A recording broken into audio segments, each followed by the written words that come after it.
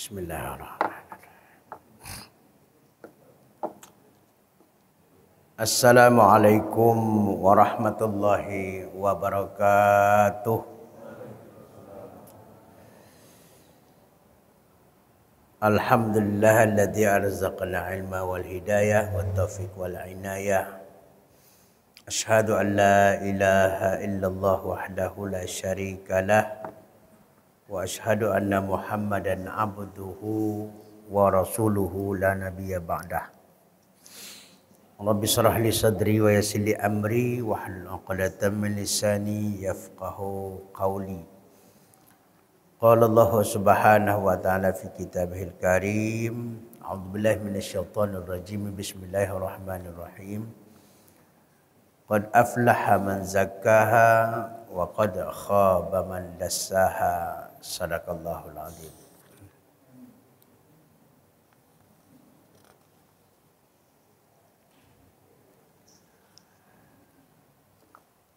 Kaum muslimin dan muslimat jamaah salat subuh yang dimuliakan Allah, alhamdulillah kepada Allah kita bersyukur, kepada Nabi kita Muhammad sallallahu alaihi wasallam kita sampaikan salawat dan salam. Allahumma shalli ala sayyidina Muhammad wa ala alihi wa ashabi ajma'in. Mudah-mudahan kita diberikan Allah Subhanahu kesehatan jasmani dan rohani. Kesehatan itu tuntutan pertama daripada kesehatan adalah litalibil ilmi. Sihat itu gunanya untuk menuntut ilmu pertama sekali. Sebagaimana biasa kita baca dalam doa, Allahumma inna nas'aluka salamatan fid din wad dunya wal akhirah. Ya Allah, selamatkan agama kami, dunia kami, akhirat kami. Untuk menyelamatkan dunia, menyelamatkan agama, menyelamatkan dunia, menyelamatkan akhirat kita, wa afiatan fil jasad. Harus sehat jasmani dan rohani. Insano in corpore sano. Ya. Baiklah, dengan kesehatan yang Allah Subhanahu wa taala berikan, mudah-mudahan kita bisa menerima ilmu dengan sempurna. Sebab kalau kurang sehat kita, kurang juga mood kita untuk menuntut ilmu. Nah, berarti kalau tak mau dia menuntut ilmu, tak sehatlah tu. Sebab apa? Tuntutan kesehatan tu untuk ilmu. Percuma kita berdoa, Allahumma inna nas'aluka salamatan fid din wad dunya wal akhirah, tapi kita alergi dengan ilmu.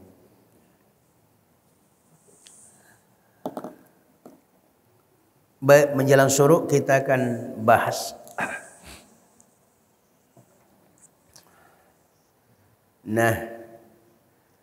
kita sudah sampai kepada yang kelima ya. Ini proses belajar mengajar. Belajar murid mengajar guru. Tentu ada adab-adab yang harus kita penuhi. Seorang jamaah, seorang ustaz, seorang murid, seorang guru harus ada tata keramanya. Mengapa demikian? Karena ilmu itu cahaya Allah. Allah yang maha suci. Ilmu itu sesuatu yang suci. Dan sesuatu yang suci tidak mau menempati yang kotor-kotor. Jadi kalau kita nuntut ilmu, pertama kemarin sucikan diri kita dari niat-niat yang tidak baik. Niat kita hanya menuntut ilmu sebagai kewajiban dan ilmu kita amalkan. Itu niat kita. Mau dipuji orang, mau disanjung orang, mau dicaci orang, masa bodoh. Mau dikata orang sok-sok alim, sekarang kok udah kayaknya kayak sadar, masa bodoh, tidak penting sama kita. Kita mau dinilai oleh Allah saja. Ada kajian akidah kita tidak mau dinilai oleh orang lain. Apapun kata orang, biarkan. Nah, meskipun anjing menggonggong, kafilah tetap berlalu. Berarti kata kafilah ilmu ni tetap berlanjut meskipun kiri kanan muka belakang banyak yang diterima, banyak yang kok tumben ke masjid kok tumben, biarlah. Ya, kadang-kadang orang-orang baru sadar ni tantangannya gitu, Pak. Tak pernah nampak ke masjid, sekali ke masjid, kok tumben gitu kan. Tak apa-apa, itu tidak masalah. Kita sudah sampai yang kelima. Pertama, sucikan diri. Yang kedua, tidak boleh sombong. Yang ketiga, perkecil volume dunia. Jangan banyak sekali dunianya, terpikir dunia waktu ngaji. Yang ketiga adalah jangan nyeleneh-nyeleneh, jangan nyolo-nyolo. Yang kedua, la yada'al qatalib al-ilmu. Tidak boleh seorang murid melupakan, meninggalkan ilmu. Jadi semua ilmu itu wajib, tentu ilmu dunia dan ilmu akhirat semuanya wajib. Cuman ada jenjang prioritasnya. Jenjang prioritasnya mana kemarin? 3 ilmu itu tak boleh dilupakan. Mau sebagai pedagang dia, mau sebagai petani dia, mau sebagai birokrat dia, sebagai apapun profesinya, yang 3 ini tidak boleh tinggal. Ilmu tentang akidah, ilmu tentang ibadah, ilmu tentang akhlak. Atau rukun Islam, rukun iman, dan ihsan. Sebagai apapun. Apapun profesi kita. Ya, maka yang 3 macam ini jangan diabaikan. Jangan seperti saya dulu waktu masuk pesantren, keluar dari SMP kelas 2. Dari SMP kelas 2 saya dikeluarkan oleh paman saya. Bukan saya mau keluar, dikeluarkan oleh paman saya. Pergi dia ke sekolah itu dicoret masih di SMP itu. Pas saya datang ke sekolah lagi, kamu tidak ada nama kamu lagi di sini katanya. Abang mak saya itu dia wali negeri di sana. Di samping wali, dia pula lah alim ulama yang pakai tongkat-tongkat dia. Pakai tongkat dia ke masjid 2 kilo berjalan untuk coret nama saya aja. Apa katanya bilang sama ibu saya, anak saya semuanya sudah pendidikan agama. Tidak ada satu pun yang tidak. Rata-rata anaknya di mana? Tawalik Padang Panjang.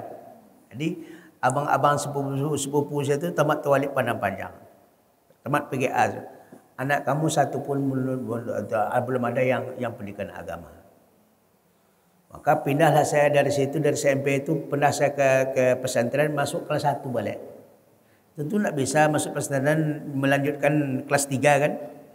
Masuk kelas 1 balik.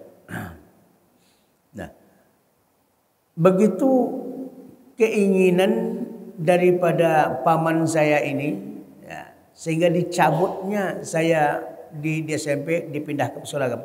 Sehingga dari saya sampai ke adik-adik saya itu pesantren semuanya. Nah, itu istilahnya bagaimana ilmu untuk mendapatkan ilmu yang 3 tadi. Dia sampaikan itu. Ilmu di dunia ini yang menyelamatkan kita yang 3 ini. Beres akidahnya, selesai ibadahnya, bagus akhlak dan bekertinya, bagus, selesai. Saya tengok di anak-anak kau belum ada yang gitu katanya. Bilang sama maknya. Terasa sama abang lah katanya.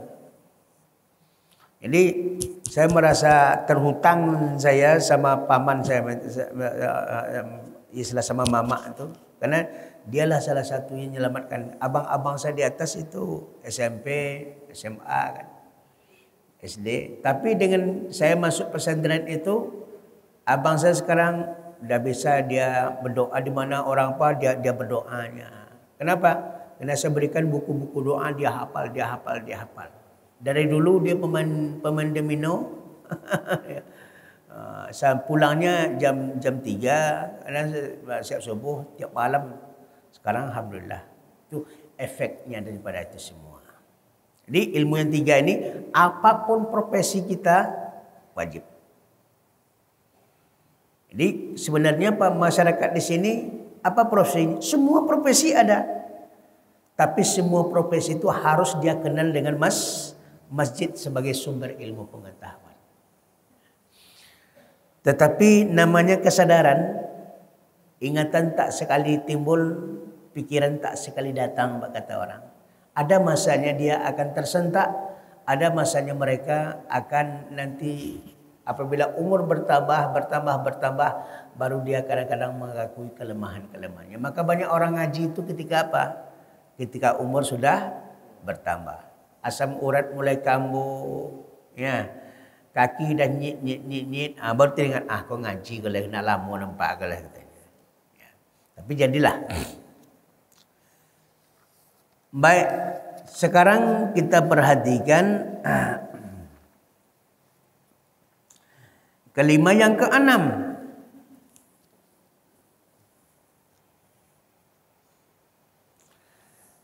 Yang keenam adalah alla yakhudhu fil fulul ilmi daf'atan wahidatan. Mana mau kita sambung lagi? Papan kita masih sebesar ini nampaknya.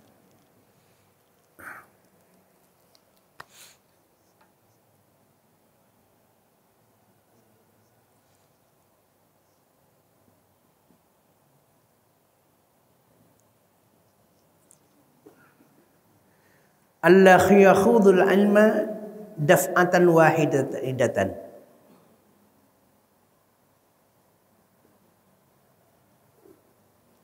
Nah, janganlah kalian menuntut ilmu itu sekaligus semuanya. Ya. Jangan nuntut ilmu sekaligus. Semuanya mau kita tuntut. Ini tidak akan bisa. Misalnya kita udah merasa terlambat ini. Umur dah 50 tahun baru sadar untuk ngaji. Nah, kita paksakanlah. Ya, ilmu ini kita kejar semua. Takkan bisa. Bagaimana solusi caranya? Coba kita perhatikan. Allah yakhudhu fi kulli fununil ilmi daf'atan. Maka setiap materi-materi ilmu itu tak mungkin kita pelajari sekaligus. Bal yura'i tartib wa yabtadi'u bil aham. Akan tetapi meskipun kita sudah terlambat, umur sudah 50 tahun baru kita sadar menuntut ilmu, tidak boleh juga kita kejar semua ilmu itu. Semuanya sekaligus, tidak bisa. Karena kapasitas otak kita kecil. Cuman bagaimana caranya di sini? Bal yura'i tartib. Akan tetapi tuntutlah ilmu itu secara tertib. Mana tertibnya tadi? Yang 3 macam tadi. Ilmu apa pertama sekali? Akidah. Jadi bagi bapak-bapak dan ibu-ibu rasanya akidah dan keyakinan saya belum mantap lagi. Itu aja dulu.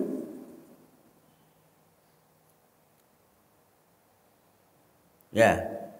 Saya tak ikut pengajian lain dulu fikih karena sudah bisa saya solat, sudah bisa saya puasa. Tapi saya dalam segi keyakinan belum mantap rasanya. Itu dia dulu disasar. Entah setahun, entah 2 tahun, entah 3 tahun akidah. Nanti rasa-rasanya sudah mantap keyakinannya kepada Allah Subhanahu wa taala, sudah mantap keyakinan terhadap rukun iman yang 6 itu, baru dia masuk masalah ibadah. Bukan masalah tidak beribadah, kita kan beribadah pemantapan ilmunya.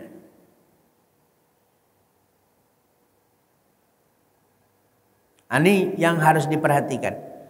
Jangan nanti sana mengaji, sana mengaji. Jadi kecuali orang-orang yang basic keilmuannya, akidahnya sudah belajar dulu, ibadahnya sudah belajar, kemudian akhlaknya sudah tuntaslah, boleh dia ngambil ini. Belajar sana, itu soalnya menambah lagi. Soalnya menambah keilmuan kita. Tapi keseandainya kalau untuk basic, untuk dasar-dasar keilmuan harus alat tertib, harus tertib dulu. Ya, tertibnya apa? Ilmu yang pertama adalah ilmu tentang akidah. Wa yabtadi'u bil aham. Hendaklah dia mulai dengan ilmu yang paling terpenting. Apa yang paling terpenting? Fa'lam annahu la ilaha illallah. Fa'lam, belajarlah, berilmulah. Apa yang kamu harus pertama berilmu? Ketahuilah la ilaha illallah. Jadi ilmu tentang syahadat itu adalah ilmu yang pertama. Awalul ilmi ilmu syahadah. Ilmu yang pertama adalah ilmu tentang syahadat itu sendiri. Nah, ini kita perhatikan. Jadi alat tertib. Fa innal umur idza kana la tasi' li jami'il ulum ghaliban fal hazam. Kalau umur kita tidak cukup untuk mempelajari yang lain, misalnya udah berumur 50 tahun, sadar dia. Solat dah bisa dia memang, sekala solat biasalah, ya dasar-dasar solat dah bisa dia, puasa dah bisa dia, kan tak payah belajar. Tapi akidahnya belum mantap, dia fokuskan, saya ngaji akidah, saya ngaji akidah, mati dia dalam keadaan mengaji itu. Maka ilmu yang lain Allah Subhanahu wa taala berikan maaf. Kenapa? Karena dia sudah menurut urutan. Karena Allah tahu bahwa kita takkan mungkin memasukkan ilmu itu semuanya ke dalam otak kita. Maka di sekolah itu di kuliah itu ada apa namanya? Ada jurusan. Jurusan itu apa? Nah, ada jurusan umum, ada jurusan agama. Dari jurusan umum itu dijuruskan lagi. Dari jurusan agama dijuruskan lagi agamanya.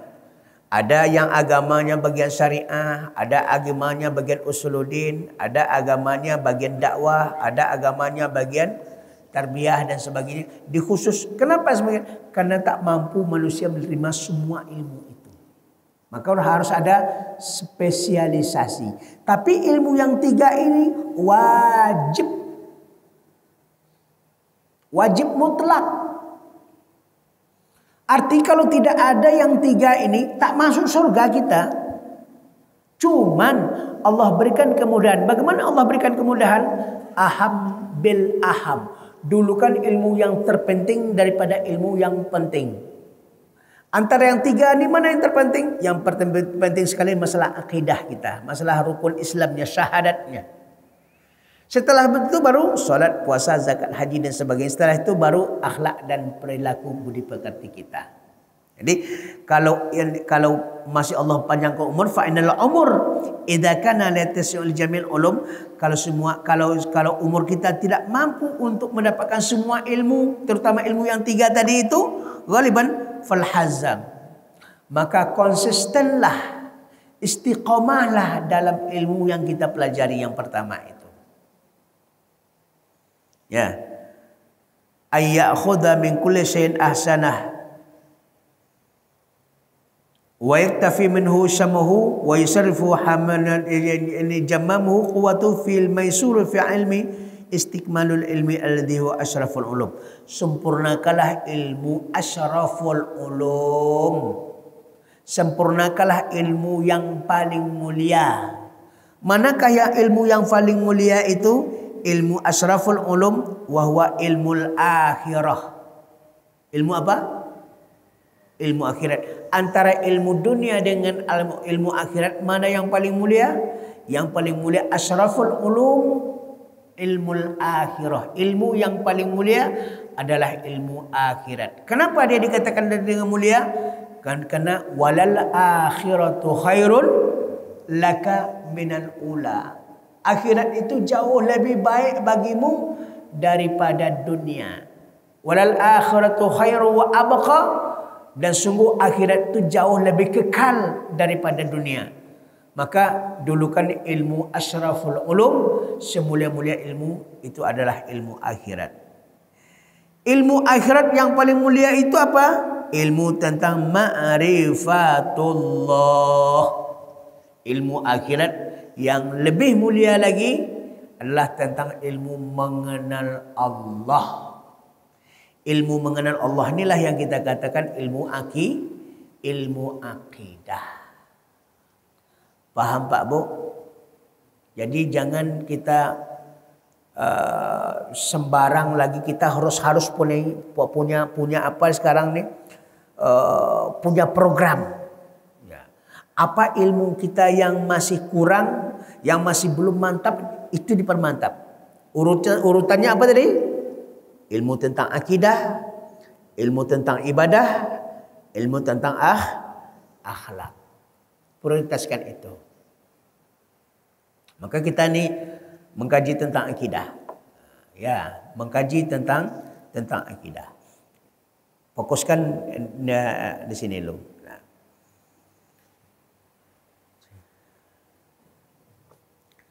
Maka di sini dikatakan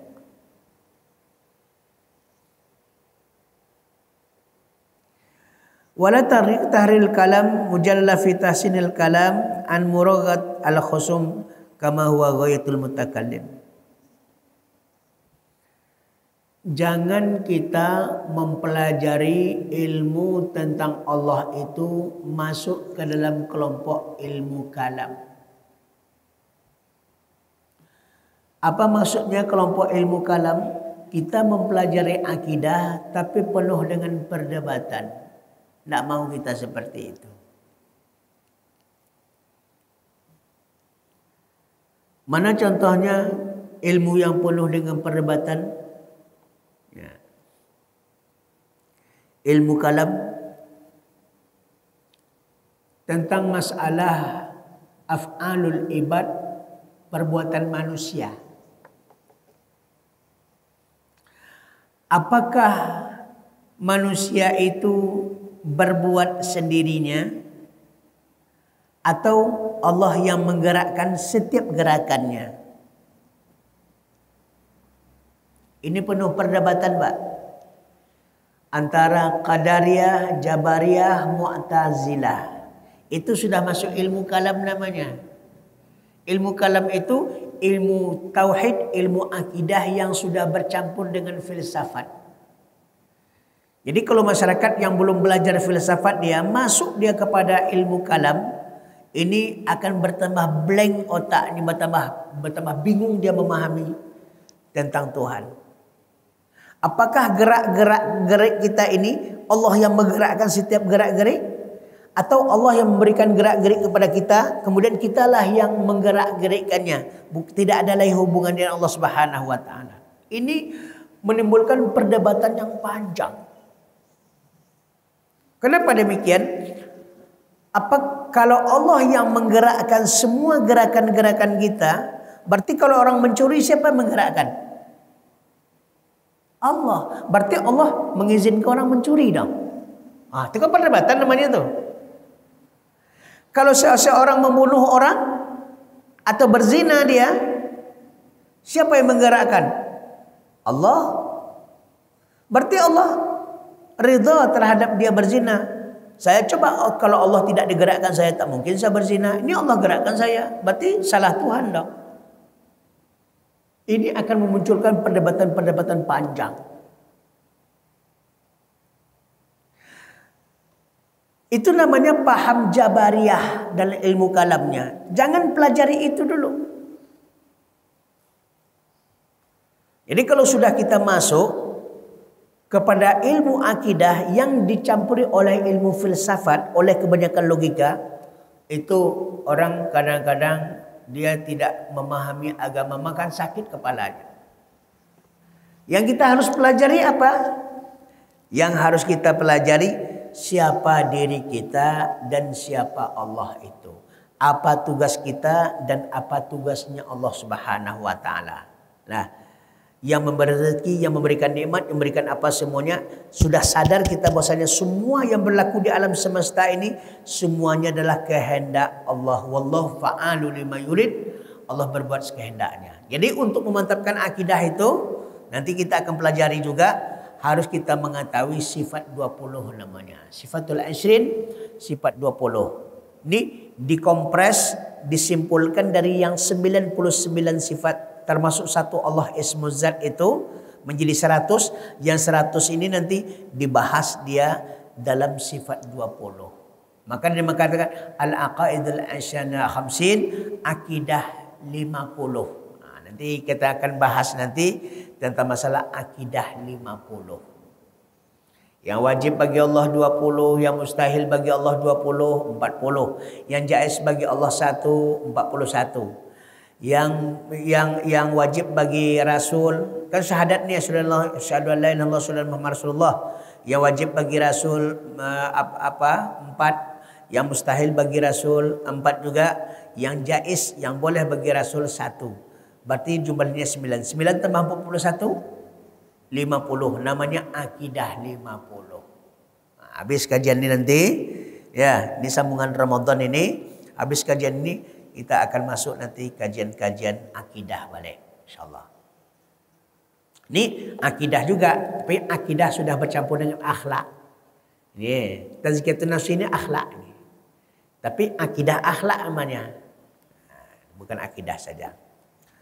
Paham Bu? Jadi sedapat mungkin kita belajar ini jangan masuk dulu pelajaran akidah kita tentang masalah perbedaan pendapat ya antara Qadariyah, Jabariyah, Mu'tazilah. Itu akan membuat otak kita pusing. Ini bagi kita yang awam, maksudnya awam pertama dia mengajar akidah ini kajian akidah yang murni. Asmaul Husna, sifat 20. Itu kita mantapkan dulu. Nanti kalau sudah mantap dia itu, baru dia pengembangannya kepada bacalah buku-buku yang berkaitan dengan filsafat Islam. Baru dia mantap. Ini adalah tartib namanya. Ya, menuntut ilmu secara tartibnya. Jangan dicampur-campur semuanya. Ya, yang bisa dicampurkan itu apa? Gado-gado. Telur ada di situ, kacang ada di situ. Lobak ada di situ. Wartelnya ada itu, semua ada situ, gado-gado. Ilmu tak bisa digado-gadokan. Kenapa? Kapasitas otak kita tuh menangkap. Ambil cari ilmu yang terpenting dulu. Makanya contoh, bal dzalika na'u yaqin hasamartul nur yakzifullahu ala fi qalbihi tahir.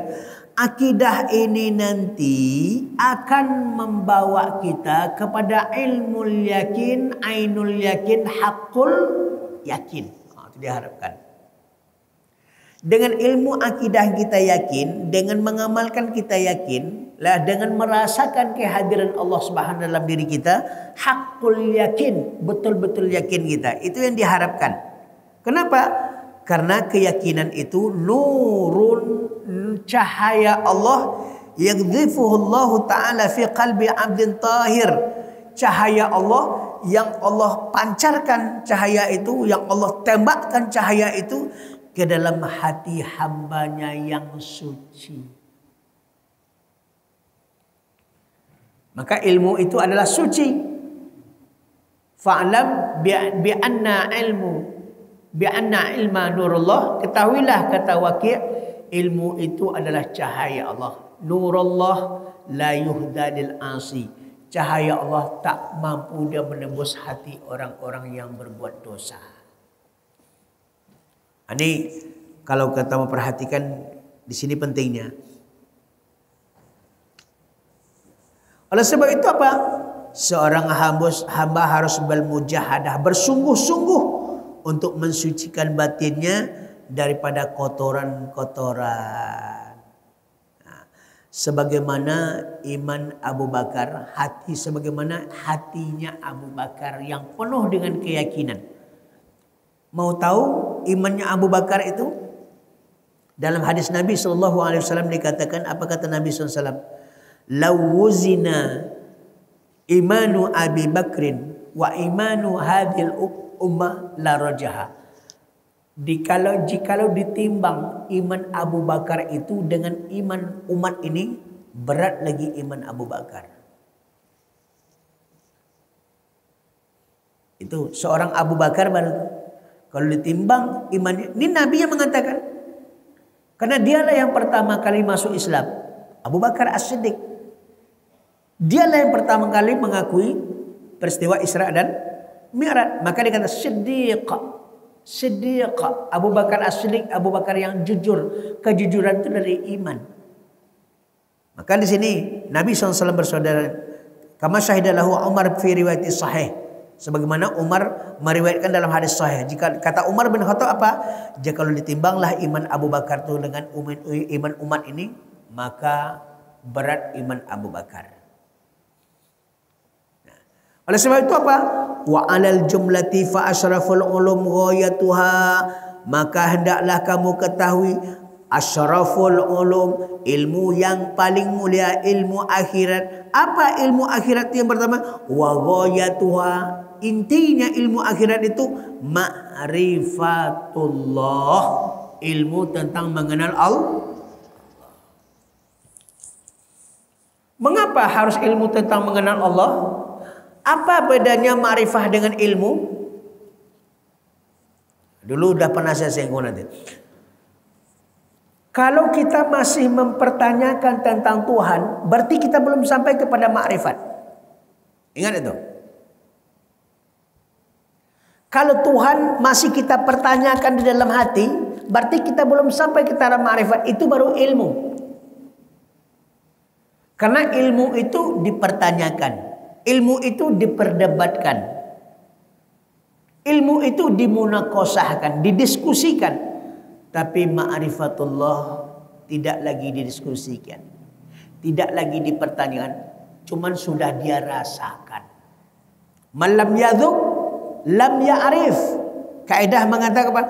Barang siapa yang tidak pernah merasakan, maka dia tidak kenal dengan sesuatu itu. Pernah saya buat contohnya untuk memahamkan balik. Ini misalnya ada gelas diisi seperti air teh. Ya. Seperti air teh dalam gelas.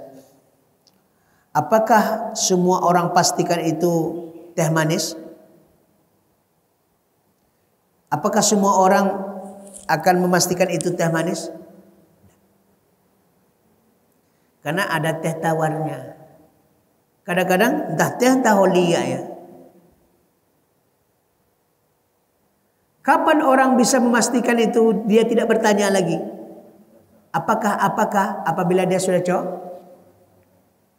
Kalau dia sudah terasa bahwasanya teh ini teh manis, perlukah dia bertanya lagi? Tidak perlu lagi, karena dia sudah merasakan, Pak. Sudahkah seperti itu merasakan kehadiran Allah dalam diri kita? Tapi kalau masih dia tanyakan, Allah itu ada apa tidak? Seperti apa wujudnya Allah itu? Masih bertanya, berarti kita dalam level ilmu belum sampai ke level ma'rifat. Maka proses ilmu dan berfikir itulah kita katakan belajar. Alladzina yadhkurunallaha qiyaman wa qu'udan wa 'ala junubihim wa yatafakkaruna fi khalqis samawati wal ardh. Untuk mengenal Allah kita memikirkan penciptaan langit dan bumi. Istilahnya apa? Kita pelajari. Kenapa? Alam ini adalah bukti adanya Allah. Apa bukti adanya Allah? Ada alam. Kenapa? Likulli khaliq lahu makhluk. Setiap ada penciptanya pasti ada yang diciptanya. Walikulli makhluk khaliq, dan setiap ada yang diciptakan pasti ada yang menciptakannya. Itu tidak masuk akal. Spidol ini ada sendirinya tanpa ada penciptaan, tidak masuk akal itu. Tetapi proses kita untuk menjadi ma'rifat itu namanya ilmu. Di sini dikatakan apa? Ya, di sini dikatakan asraful ulum wa yatuha. Intinya semulia-mulia ilmu itulah ma'rifatullah azza wa jalla. Cobalah rasakan sama diri kita. Kalau kita masih, dia dua ini masalahnya. Ada orang yang tak bertanya tentang Allah karena memang tak kenal dia. Apa yang mau tanyakan? Ada itu kan? Ada orang yang tak bertanya. Saya tidak ada bertanya lagi tentang Tuhan. Kenapa? Tidak kenal saya Allah itu. Apa yang mau tanyakan? Itu jauh sekali itu. Ada orang yang bertanya tentang Tuhan karena dia sudah kenal, sudah tahu Tuhan itu, Allah itu, tetapi belum sampai dia kepada hakul yakinnya. Ilmu yakin, ainul yakinnya sudah ada, hakul yakin. Itulah proses ilmu ngaji akidah. Sehingga kita mengatakan Rabbana ma khalaqta hadza batila subhanaka faqina adzabannar. Sambungan ayat tadi. Alladzina yadhkurunallaha qiyaman wa qu'udan wa 'ala junubihim wa yatafakkaruna fil khalqis samawati. Setelah dia fikir, belajar dia rasakan kehadiran Allah dalam dirinya sehingga Rabbana ma khalaqta hadza batila. Rabb, tidak ada satupun yang sia-sia engkau ciptakan di alam semesta. Berarti dia sudah yakin, sudah kenal betul dengan Allah Subhanahu. Tidak bertanya lagi tentang Allah. Sudahkah sampai di situ derajat ilmu kita? Kalau belum sampai di situ, itulah guna kita belajar ilmu akidah. Sehingga apa? Apapun yang kita tengok, connect dengan Allah. Apapun yang kita dengar, connect dengan Allah. Apapun yang kita rasakan, connect dengan Allah. Apapun yang kita nikmati, connect Allah. Sehingga apa? Ketika dia mendapat nikmat, langsung dia di sininya ngapa? Alhamdulillah. Connect dia. Dan ketika hati itu didatangi oleh dosa iblis dan setan, connect astagfirullahaladzim. Otomatis dia. Kenapa?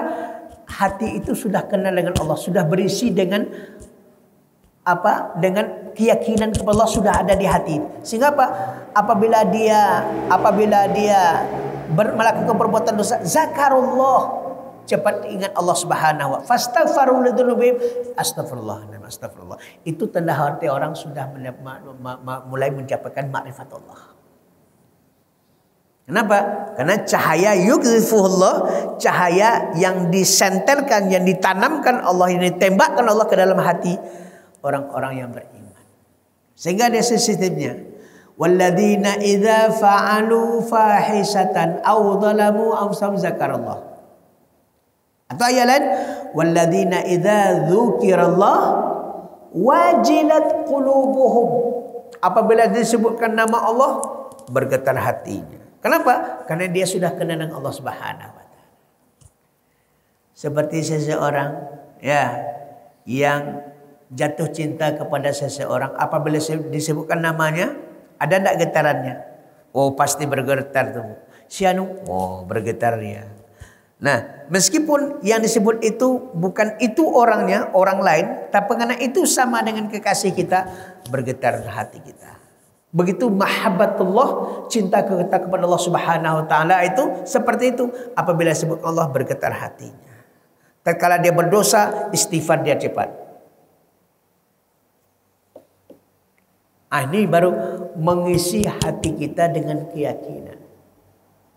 Jadi kalau disebutkan nama Allah masih biasa-biasa saja hati, dia belum dapat sentuhannya, masih keras itu Pak Bu. Itu yang mau kita latih, dengan belajar akidah, kita latih dengan belajar akidah, kita dengan buat contoh-contoh yang banyak, melatih untuk menghadirkan Allah di dalam hati kita. Ya, menghadirkan Allah itu berarti bukan diambil tulan masuk ke hati kita. Merasakan kehadiran Allah itu dalam kehidupan kita, bagaimana merasakannya?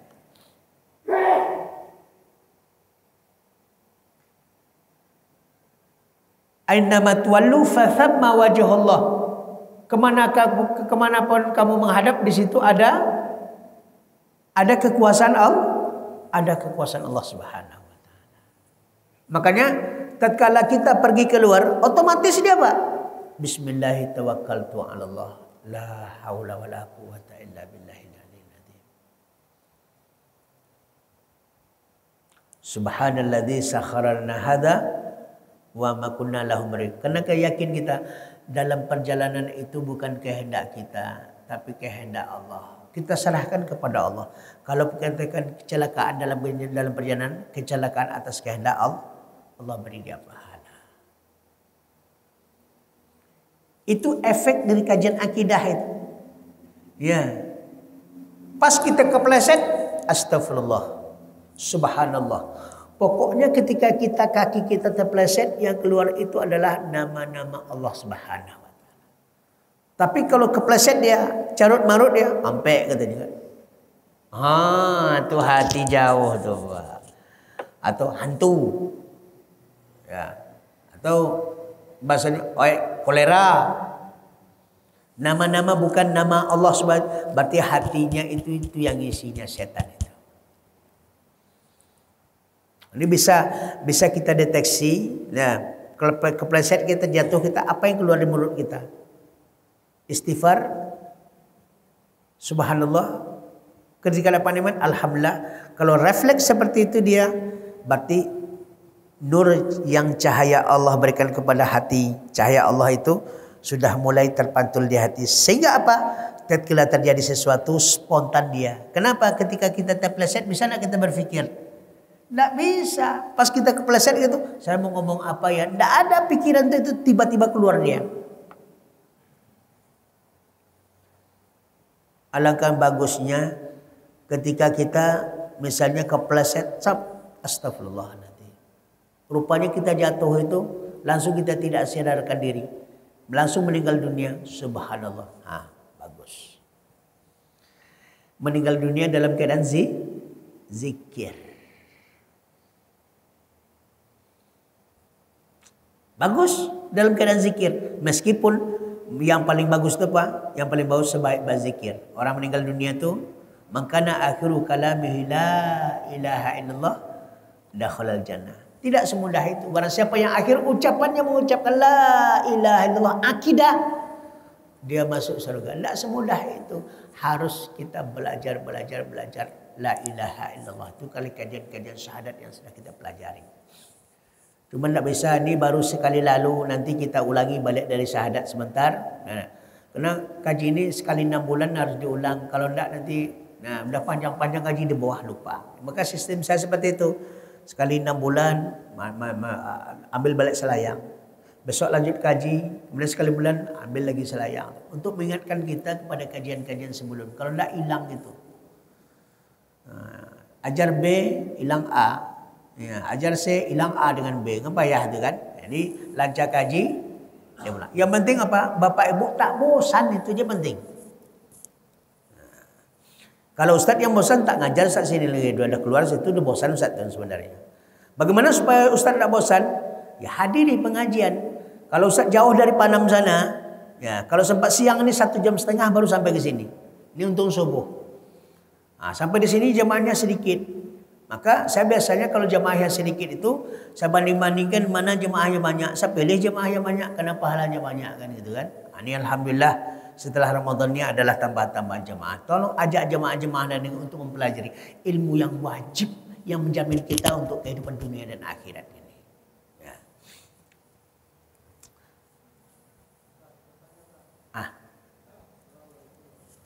Waalaikumsalam warahmatullahi wabarakatuh.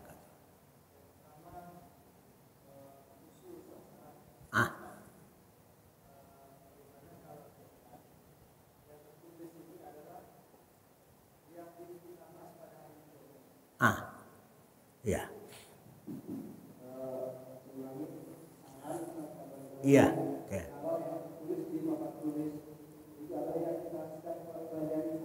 Iya. Iya.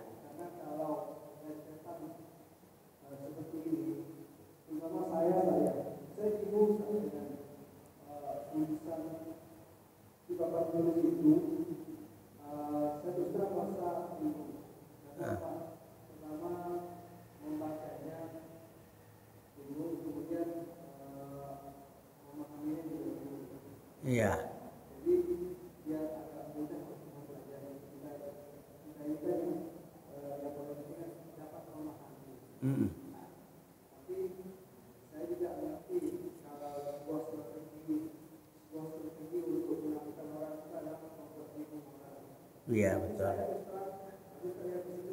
Tidak ada masalah.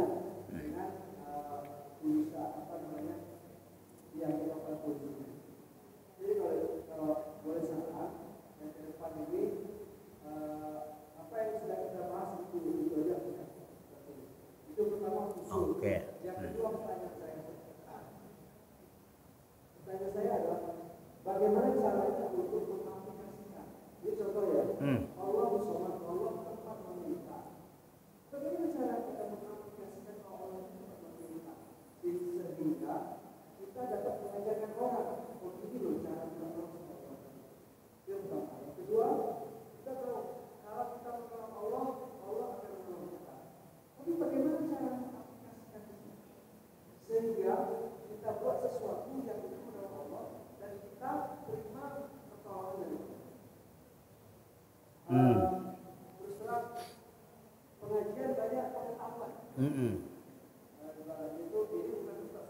Betul, betul.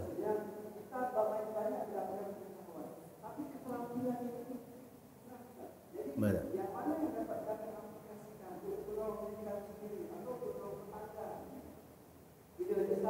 Oh, terima kasih masukan dan pertanyaan. Pertama,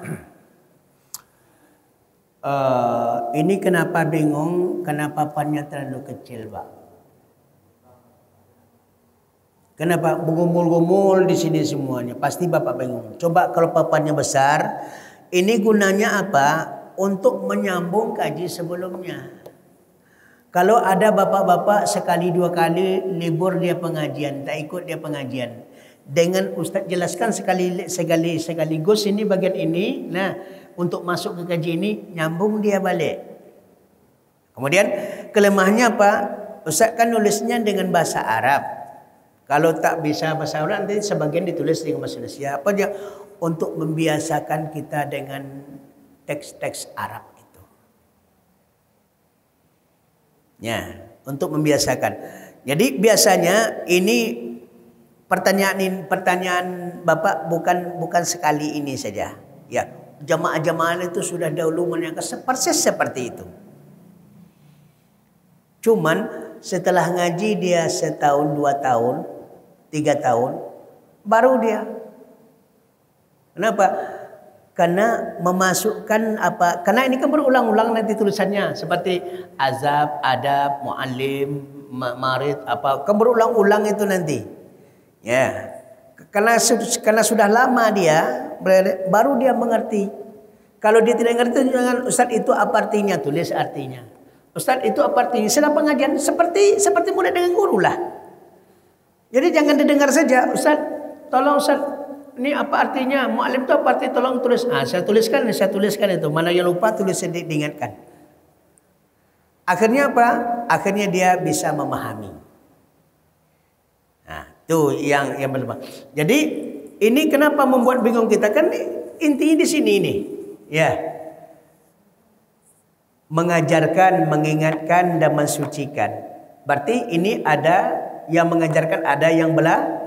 Kan gitu nih. Ya. Kalau langsung saya bahas di sini, adab di sini, tidak dikaitkan dengan ini, proses belajar mengajar, nanti orang yang pertama, pas dia baru sadar, baru ngaji, dia tidak paham dia di sini nih, mana hubungannya. Untuk itu saja sebenarnya, saya makanya habis satu kelompok pengajian hapus. Berarti sudah habis dia satu materi, satu urutan pembagian. Ini nanti sudah habis adab guru, adab murid, berarti habis ini semua nih. Cuman kelemahannya sini kan saya bilang dulu, papan kita terlalu kecil. Ini kan harus kalau papan satu terbelit itu 2 kali ini kan. Jadi sehingga urutannya tuh nampak. Ini tempat saya di sini dibuat kalau di atas di bawah sehingga ada bergumul sini semuanya. Ini salah satunya. Jadi kalau saya buat kajian-kajian ini saja bisa, tetapi kasihan Ustaz tidak ngerti saya tadi kata yang lain pula apa? Karena saya baru ini sekali 2 kali ikut pengajian. Saya mempertimbangkan yang orang itu. Jadi kalau saya ulangi balik ada tulisannya maka tak dihapus. Nah setiap kali ngaji ini dasarnya supaya nyambung dia kepada kaji kita sebelumnya untuk mudah mengulanginya saja. Jadi kalau begitu apa? Mohon tolonglah nanti papannya nih udah berapa kali juga saya bilang kan tidak mahal juga nih. Maka barangkali karena belum ada kesempatan ya.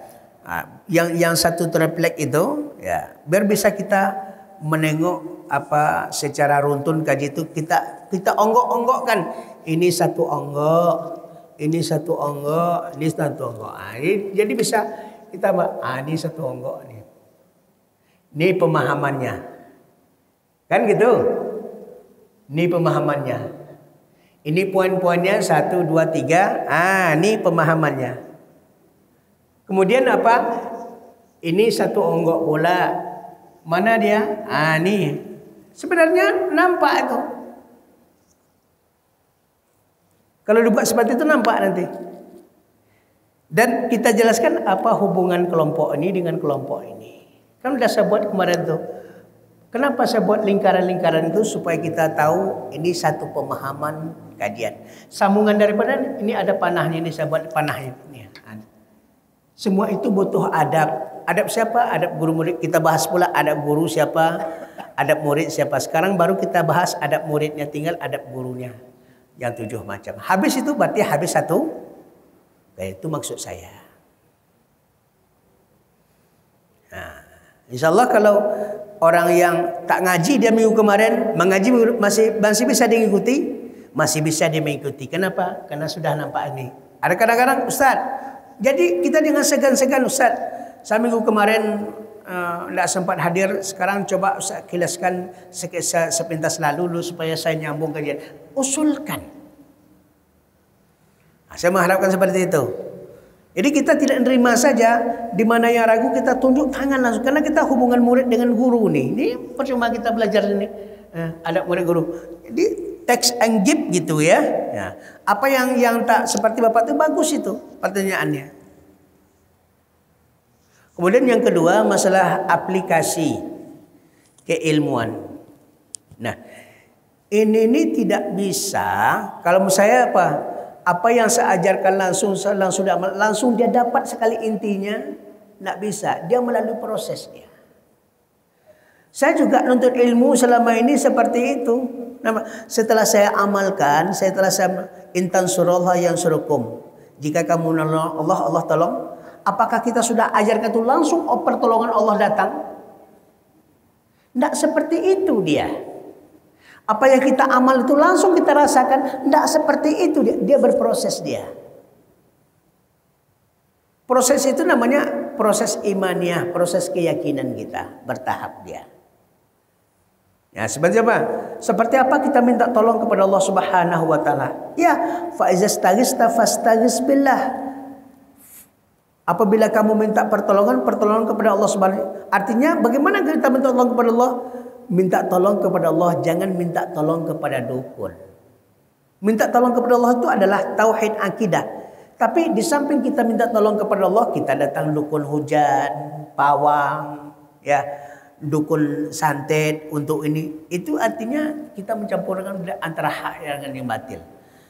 Nah, kalau kita minta kepada Allah itu ya seperti itu. Iyyaka na'budu wa iyyaka nasta'in. Allahus samad. Allah tempat mengantungkan harapan segala hambanya. Siapakah yang bisa memberikan manfaat dan mudarat? Tidak ada. Yang bisa memberikan manfaat dan mudarat di alam semesta hanya Allah Subhanahu wa taala. Maka iyyaka kepada engkau saja. Jangan masukkan yang lain. Nah, sama seperti saya bisa menjelaskan, seperti menjelaskan Ramadan kemarin itu. Yang ikut serta dalam Ramadan itu apa? Allah, malaikat, kitab, rasul, manusia. Itu dalam lingkaran Ramadan. Iblis, setan, binatang dalam Ramadan atau di luar Ramadan? Di luar. Jangan dibawa masuk dia, kacau jadinya. Jadi segala keyakinan akidah kita kepada Allah, kita masukkan yang lain, bisikan setan, bisikan iblis, tidak jadi dia, tidak full dia.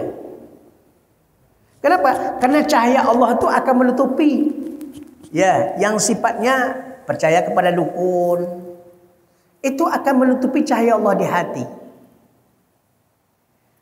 Adapun setelah kita meyakini bagaimana cara kita minta kepada Allah Subhanahu wa taala, mencampurkan dengan syirik, disitulah nanti Allah akan memberikan rasa.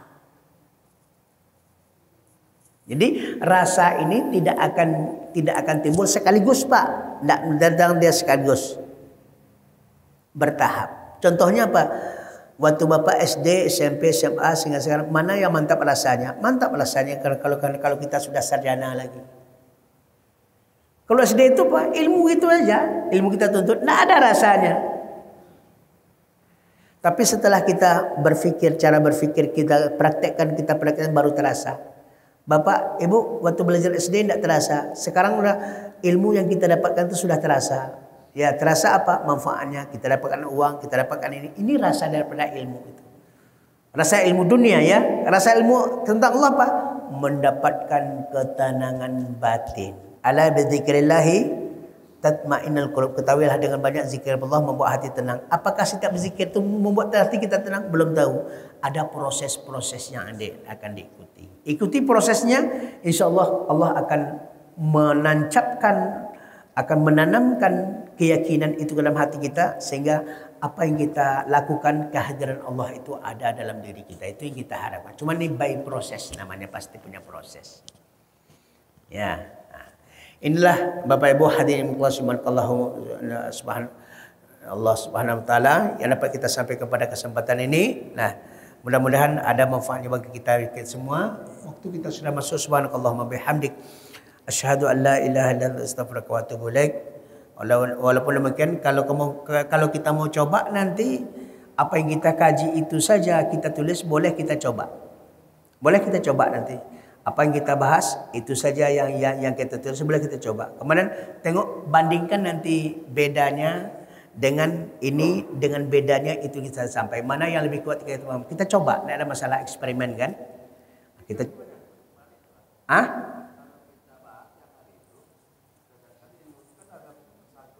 itu makan ini kesangkut dia telah berlalu. Kalau menurut saya seperti itu.